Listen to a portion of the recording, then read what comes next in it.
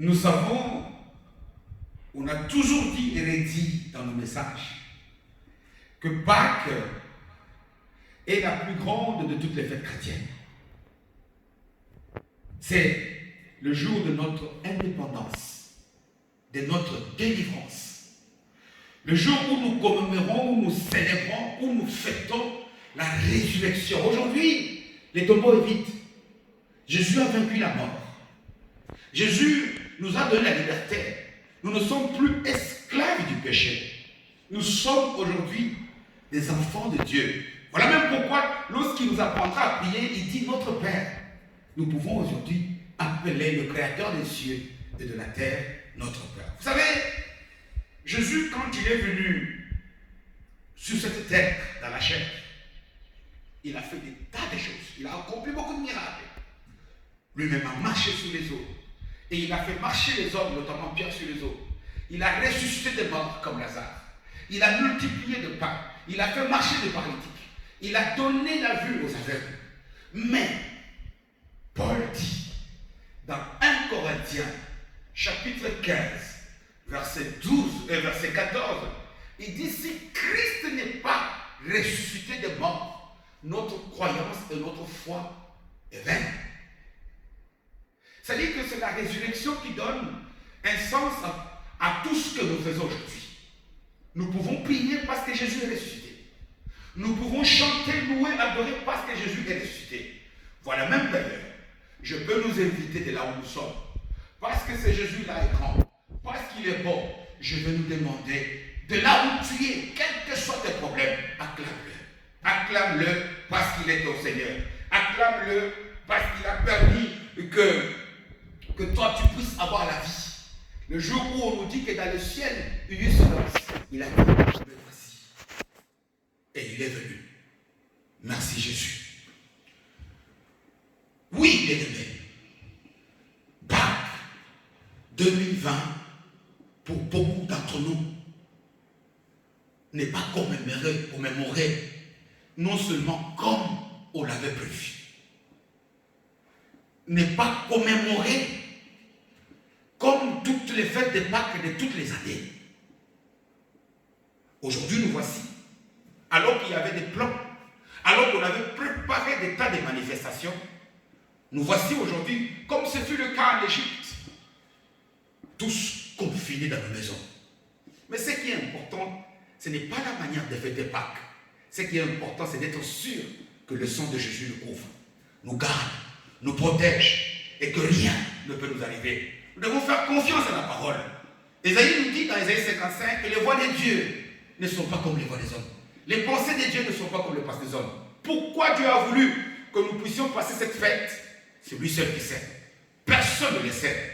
Les choses cachées sont pour Dieu. Les choses révélées sont pour nous. Alors, comme je l'ai dit, vous savez, dans tous les royaumes de ce monde, le jour de la fête nationale, le jour de l'indépendance, les jours de la liberté, il y a des chants, il y a des défilés, c'est férié, il y a des fêtes. Et je pense que de là où toi tu es, quel que soit le moment difficile, parce que je sais que pour beaucoup, ce confinement commence à devenir long. Non, lève-toi. Lève-toi, prends courage. J'espère que tu as loué ton Seigneur. J'espère que tu l'as adoré.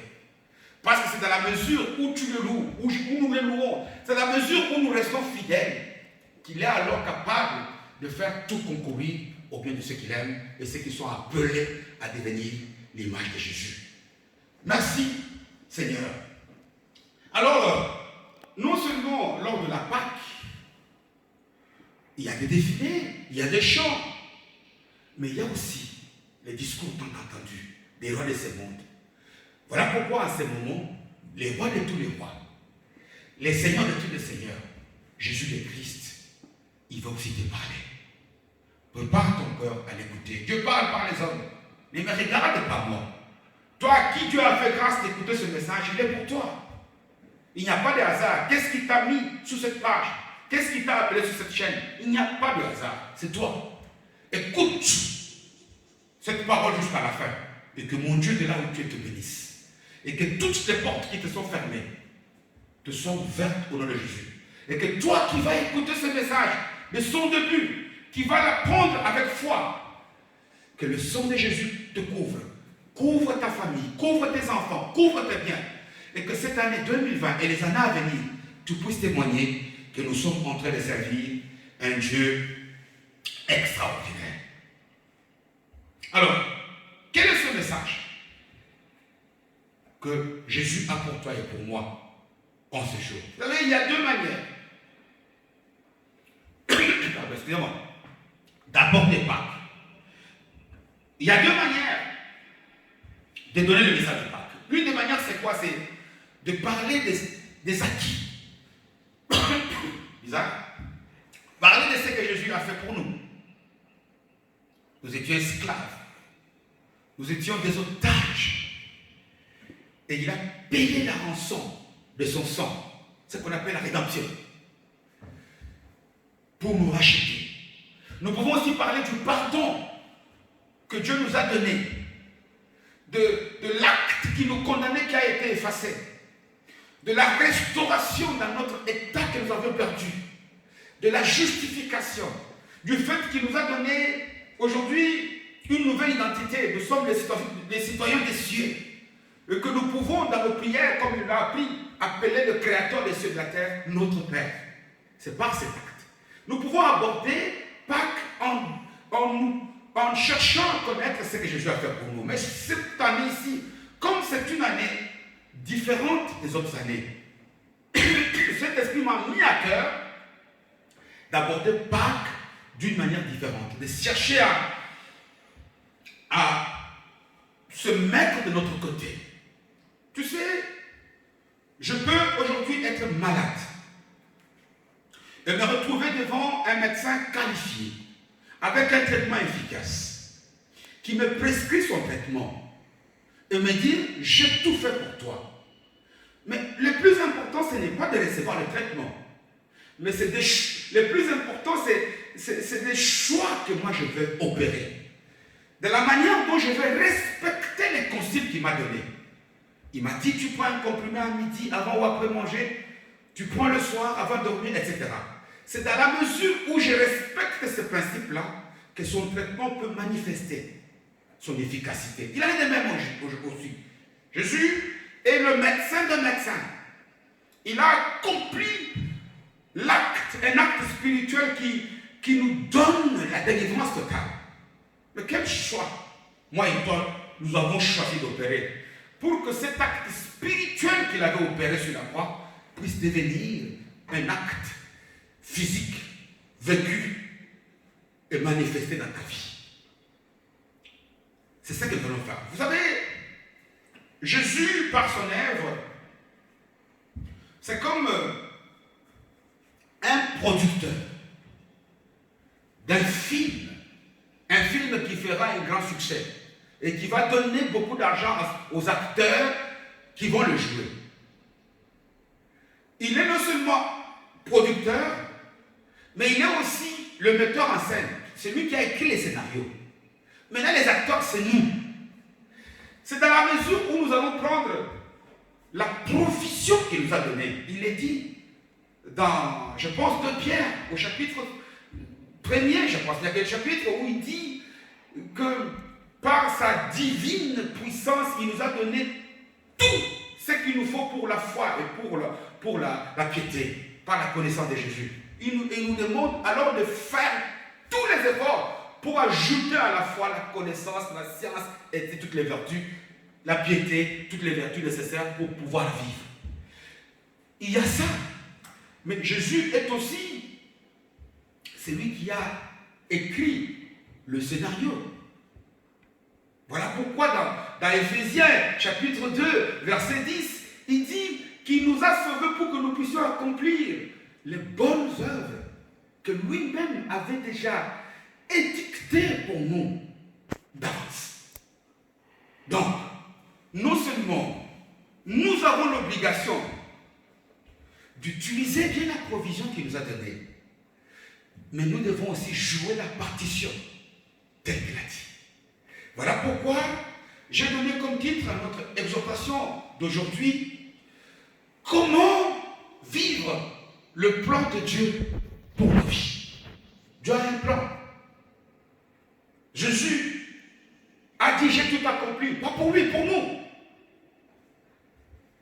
il y a des choses, Pâques doit devenir une réalité dans la vie de chaque chrétien aujourd'hui.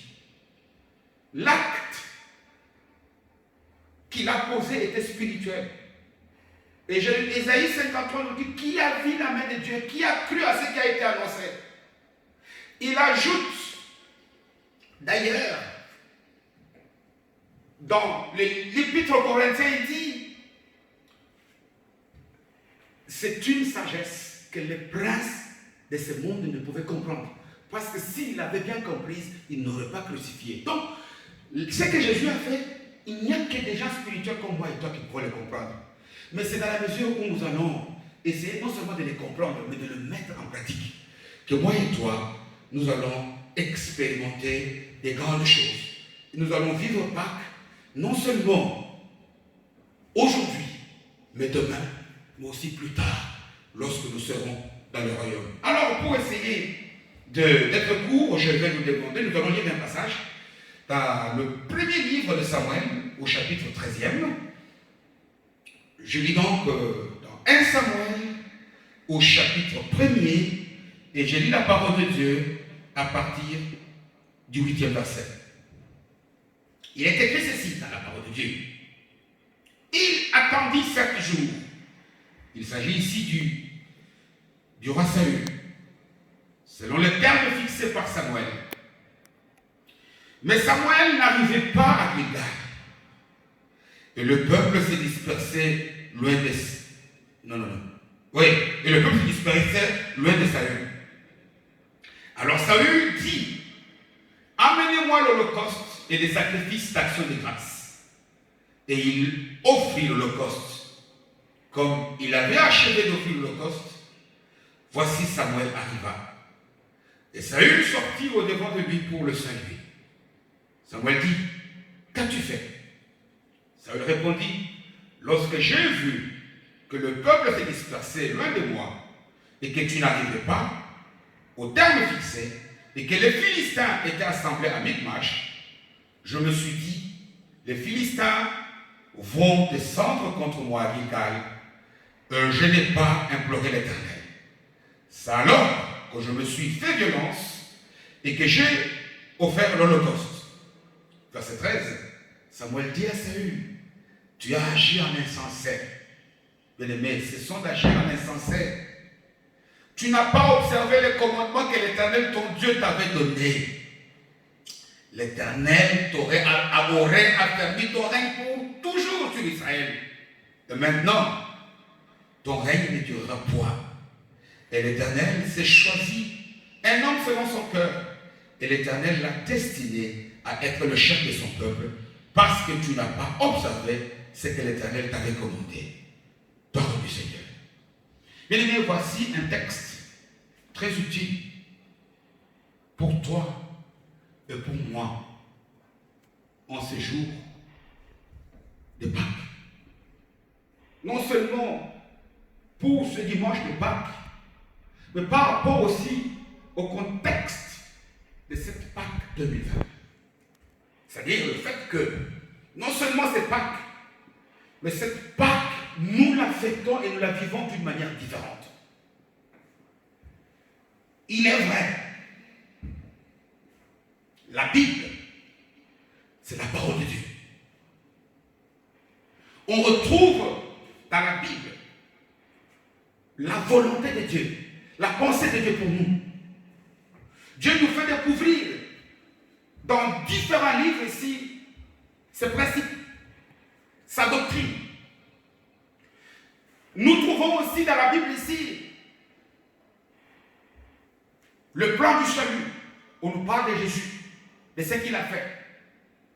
Mais nous trouvons aussi dans la Bible différentes histoires que des gens comme toi et moi ont vécu.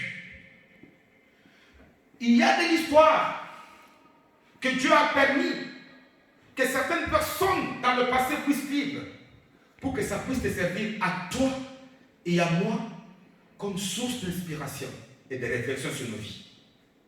Pour savoir, regarde un tel, là il a échoué. Dieu appelle David, l'homme selon mon cœur. Si moi aussi je veux devenir l'homme selon le corps de Dieu, je regarde la révélation de la vie de David, je l'imite et j'ai la même chose. Parce que notre Dieu est le même. C'est un Dieu juste. Un Dieu qui ne fait pas de favoritisme à personne. Et ici, nous avons l'une de ces histoires.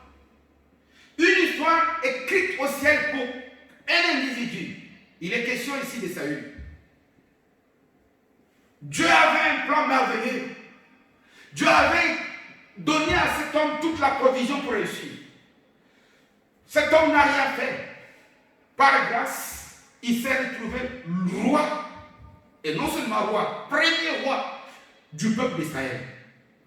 Mais cet homme, comme on vient de le voir, par des choix qu'il a opérés, par des choses qu'il a faites, ça lui a échoué. Moi, autant ne doit pas échouer. Jean dit ceci. Évangile selon Jean, chapitre 1er, verset 12. À tous ceux qui ont reçu la parole de Dieu, à tous ceux qui ont cru en la parole, Dieu leur donne le pouvoir. On peut te donner le pouvoir, mais tu peux même utiliser le pouvoir. Et il y a beaucoup de cas que nous connaissons. Jésus nous a donné le pouvoir. Que fais-tu du pouvoir qu'il t'a donné? Qu'est-ce que je fais du pouvoir qu'il m'a donné? Combien de gens ont pu gâcher parfois le pouvoir, les droits d'aînesse, c'est un pouvoir. Combien de maris, être mari, c'est un pouvoir. Combien d'épouses, combien d'enfants, qu'est-ce que nous faisons? Être pasteur, c'est un pouvoir. N'a-t-on pas vu des gens qui ont mal utilisé les pouvoirs qu'on leur a donnés? Ici, il y a un exemple d'une personne qui avait reçu une grâce terrible, mais qui a échoué. Et j'aimerais que l'exemple de cet homme nous aide à ce que le plan que Dieu a écrit pour nous, nous puissions le vivre et le manifester. Nous le voyons ici, parce que ça peut paraître bizarre. Quand un jour de Pâques, on choisisse de parler d'un cas tel que Saül. Oui, on peut parler de Saül. Parce que l'histoire de ce roi est souvent mal connue et mal racontée. Très souvent, on parle de Saül en ne voyant que la partie où il avait déjà rejeté par Dieu. Non, ici, le verset 14 est clair.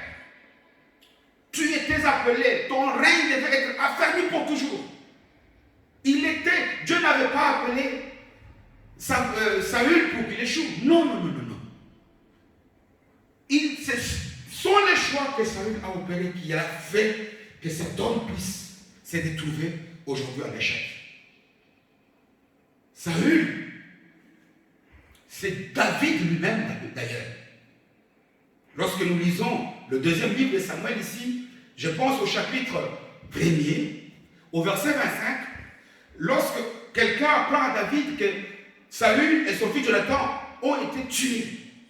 David, dans son chant qu'on appelle le cantique de l'arc, je pense, son chant pour pleurer son ami Jonathan, mais il se pose la question, comment les héros sont tombés? Oui, David appelle, quand il dit comment les héros sont tombés, il ne parle pas que de Jonathan, il parle aussi de Saül. Parce que Saül est aussi un héros. Héros, c'est quelqu'un qui a fait quelque chose d'extraordinaire pour son peuple. 2 Samuel 1, 25, c'est David qui pleure, qui dit comment les héros sont tombés. Oui, un héros peut tomber, il peut chuter. Quelqu'un appelé à expérimenter la délivrance peut rater. Ça ne dépend pas de Dieu, ça dépend de moi. Ça dépend de toi. Ça dépend des choix que tu fais. Ça dépend de la manière. Pourquoi? Parce que Pierre nous dit, faites tous vos efforts pour joindre à votre foi la piété, la science, la connaissance. Pourquoi? Parce qu'il y a toujours un moment entre le moment où Dieu donne la promesse et le moment, un temps, entre le moment où Dieu donne la promesse et le moment où cela devient. Entre les deux, c'est la manière dont nous gérons. C'est la manière dont nous gérons cette période qui va faire que nous puissions expérimenter de grandes choses ou pas. Samuel est un héros. Et lorsque nous lisons notamment le chapitre 9e du premier livre de Samuel, chapitre 9, et nous lisons aussi le chapitre 10, nous verrons que ce n'était pas n'importe qui, ce n'est pas l'image de Saül est souvent salie dans nos messages. C'est comme si, c'est depuis le départ que cet homme était nul, était possédé par l'esprit mauvais. Non, non, non, non, non. Les esprits mauvais ont commencé à tourmenter cet homme parce qu'il avait fait de mauvais choix.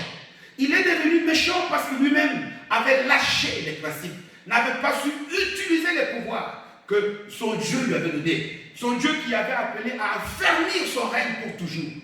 Mais son règne a été arrêté, stop, comment dirais-je, tout de suite à cause des choix et des mauvaises décisions qu'il avait prises.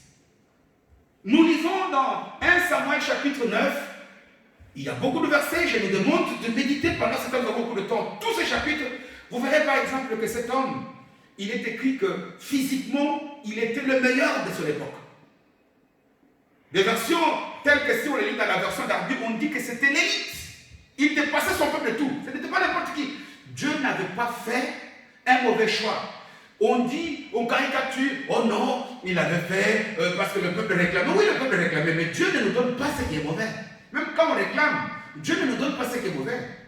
Dieu, on dit que il était l'élite, il était beau, il était le plus beau, il était le meilleur, il était physiquement, je pense, 1 Samuel 9, verset 8, si je ne me trompe pas. Et non seulement il était beau, il était l'élite, il était costaud, mais il avait aussi des qualités morales extraordinaires. C'était un homme fidèle.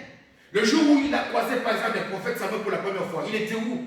Il est en train d'obéir à ce que son père lui avait demandé de faire. Son papa Kis, hein, les ânesses qui étaient perdues, et qu'il est allé pour les chercher. Et qu'à un moment donné, il s'est dit non, je dois rentrer. C'était un homme humble. Parce que nous verrons même d'ailleurs que lorsque Samuel l'appelle pour lui dire que Dieu t'a appelé à devenir roi, il dira qu'il est d'une petite tribu, benjamite. Et c'était un homme non seulement humble, mais c'était aussi un homme qui savait garder secret. Tout ce qu'on lui disait, c'était un homme qui n'était pas arrogant. C'était un homme agréable, il avait des valeurs morales. Et il avait même aussi des valeurs spirituelles. Pourquoi? Parce qu'il a prophétisé. Parce qu'on dit que l'Esprit de Dieu était sur lui. Et qu'il avait un appel sur. Qu'il était appelé Saül, était appelé Liso. Pendant ce temps, je vous supplie, tous les chapitres 9. Ici, nous n'avons pas le temps de tout donner. Tous les chapitres 10. Vous verrez que Saül n'était pas n'importe quel choix. C'était un bon choix. Mais qu'est-ce qui a fait que cet homme a échoué? Qu'est-ce qui a fait que cet homme n'a pas su garder, transformer la bénédiction que Dieu lui avait faite en une bénédiction physique qu'il pouvait profiter pendant beaucoup de temps? C'est ça que le texte que nous avons lu ici nous a expliqué. Dans 1 Samuel 10, quand il se sépare du prophète, le prophète lui donne une parole. Il lui dit, Dieu a dit, tu vas à Gilgal, il y a des Philistins, il y a des ennemis, il y a Corona qui t'attend là-bas. Mais Dieu m'a dit, attends 7 jours. Et nous n'avons pas ici le temps de développer le chiffre 7, mais tu connais. Attends 7 jours jusqu'à ce que je vais arriver. Et le voilà partir à Gilgal. Le voilà se retrouver en face de l'armée des Philistins. Philistins représentent tout ce qui est ennemi, à obstacle, tout ce qui est tempête. Coronavirus ici, ce sont des Philistins. Philistins, c'est tout ce qui veut faire barrage au progrès, à l'avancement, à la manifestation du plan de Dieu dans la vie des enfants de Dieu. Ce sont des Philistins. Et ils étaient là en face. Une armée terrible, comme aujourd'hui, quand on parle des corona, tout le monde a peur. Quand on parle des chiffres, des statistiques, tout le monde est perdu. Mais il lui dit, Dieu m'a dit, va, ne combat pas. Quel que soit ce que tu vois, attends 7 jours. jusqu'à ce que moi-même je vais venir. C'est moi qui ai reçu l'onction pour offrir des holocaustes à Dieu. Et là, tu combattras les Philistins et tu les gagneras. Voilà Saül qui s'est retrouvé à Gilgal. Saül qui a attendu le premier jour, il n'a rien vu. Il a attendu le deuxième, il n'a rien vu. Il a attendu la troisième, il n'a rien vu. Et le texte, si on relit, on voit que non seulement il a attendu, mais pendant ce temps-là, l'armée philistine s'est renforcée. Il y avait de plus en plus de chars. Il y avait de plus en plus de gens, des géants comme Goliath, c'était un Philistin. Il y avait des gens pour essayer de terroriser. Et non seulement, eux devenaient de plus en plus forts, mais en même temps, l'armée des Israélites, qui étaient faibles, paysannes, pauvres, dépourvus de tout, les gens étaient en train de fuir. Saül a attendu. Le problème, c'est qu'il a attendu jusqu'au 7e jour. Moi, je peux me poser la question si on se met à sa place. Au 7e jour, certainement qu'il s'est réveillé le plus tôt possible. Pour essayer de regarder, oui, j'ai attendu un jour, j'ai attendu deux, j'ai attendu jusqu'au 7e jour. Il n'est pas venu. Le texte nous dit que au 7e jour, comme il ne voyait pas toujours le prophète Samuel arriver, il a offert les holocaustes. Aussitôt, voilà le prophète qui est arrivé. Bien-aimés, qu'est-ce que nous faisons de toutes ces paroles que Dieu nous donne? Qu'est-ce que nous faisons de ce que la parole que Dieu nous a donnée? Qu'est-ce qui a fait tomber cet homme ici? C'est l'impatience. Il a attendu un jour, 2 jours, 3 jours. Il n'a rien vu. Et il a lâché. Il a craqué. C'est comme moi, toi et moi aussi. Parce que ce qui nous fait lâcher ici, pour Saül, c'était l'impatience. Mais pour toi, ça peut être autre chose. Toi, tu connais ce qui veut faire la sorte que tu puisses lâcher. Moi, je connais ce qui veut faire. Pour cet homme, c'était l'impatience. Parce que nous parlerons plus tard de tout ce qui nous fait chuter. Mais ici, pour Saül, c'était l'impatience. Pour toi, c'est quoi? Qu'est-ce qui fait que tu craques? Qu'est-ce qui te fait craquer et qui fait que tu puisses rejeter la parole que Dieu t'a donnée? Qu'est-ce qui fait aujourd'hui que, parce que tu as attendu longtemps, tu ne vois rien? Attends. Dieu a dit, celui qui a fait la promesse est fidèle. Même si elle tarde, regarde-la, grave dans le cœur. Graver, ça voudrait dire pour que ça ne parte pas, ça laisse des traces. Il est fidèle. Ça voudrait dire que lorsqu'il dit une chose, il l'accomplit toujours. Lorsqu'il promet quelque chose, il le fait toujours, bien aimé. Vous savez, la plupart d'entre nous aujourd'hui, ce sont des tempêtes qui nous font chavirer, qui font couler nos bateaux. C'est lorsque nous traversons des périodes difficiles. Et ici, je ne parle pas tout simplement que ce n'est pas cette période, je l'ai dit, elle passera. Mais c'est lorsque nous sommes à l'attente, l'impatience, la jalousie, la corruption, la convoitise, la paresse même d'ailleurs. Le fait que Dieu nous a donné beaucoup de temps de pouvoir méditer. Combien de temps beaucoup de chrétiens passent à méditer? Combien de temps les gens font des cultes en famille? Combien de temps les gens sont en train, peut-être, combien sortiront de cette épreuve grandissent? Vous savez, quand on nous dit que Dieu fait tout concourir au bien de ceux qu'il aime, mais ce passage, il ne faut pas lire que le verset 29 ou le 28, c'est lorsque cela t'aide à devenir l'image de Christ. Nous devons comprendre ici, bien aimés, que Dieu a écrit des belles histoires. Jésus a écrit une histoire extraordinaire pour nous. Jésus a tout fait. Allons-nous chuter comme cet homme? Allons-nous craquer parce que le temps devient long? Allons-nous craquer? Parfois certains craquent à cause de la colère. Pourquoi? Peut-être parce qu'il a tellement prié. Je l'ai dit, ce ne sont pas, nos prières ne sont pas une monnaie que nous payons. Non. Dieu nous donne par grâce, mais nous devons prier. Nous devons prier. Nous devons jeûner. Nous devons mettre la parole. On le fait par obéissance. Qu'est-ce qui fait que moi et toi nous puissions ici éviter? Il est écrit dans le verset 13 et 14, Samuel dit à Saül, tu as agi à l'insensé. Tu n'as pas observé les commandements que l'Éternel, ton Dieu, t'avait donnés. L'Éternel aurait affermi pour toujours ton règne sur Israël. Les gens pensent que Saül était appelé pour faire l'intérim de David. Non, non, non, non. Il est bien écrit ici que l'Éternel, l'Éternel, ton Dieu, aurait affermi pour toujours ton règne sur Israël. Et maintenant, ton règne ne durera point. Il y a parfois nos choix, qui font que nous passons le flambeau que Dieu nous a donné à David. Non, garde les flambeaux. Ne garde pas. 7 jours, le chiffre 7, toi et moi, en tant qu'enfant de Dieu, nous comprenons ce que veut dire. Attends. Je ne sais pas depuis combien d'années tu attends. Ne garde pas. Ne sois pas déçu du fait que ça fait 3 semaines et que tu ne vois pas que Corona s'est terminé. Ne sois pas déçu du fait que tu avais prié parce que tu avais voulu voir telle ou telle chose. Non. Dieu est fidèle. Samuel arrivera toujours. La parole de Dieu nous accompagne. Et la parole de Dieu finit toujours par s'accomplir. Que Dieu te bénisse, toi qui as écouté cette parole, ce message. Que Dieu t'aide à ce que là où Saül a échoué, toi tu n'échoues pas. Que Dieu t'aide à tenir ferme, que tu ne lâches pas. Ne lâche pas. Que la colère ne te fasse pas lâcher. Ne te décourage pas.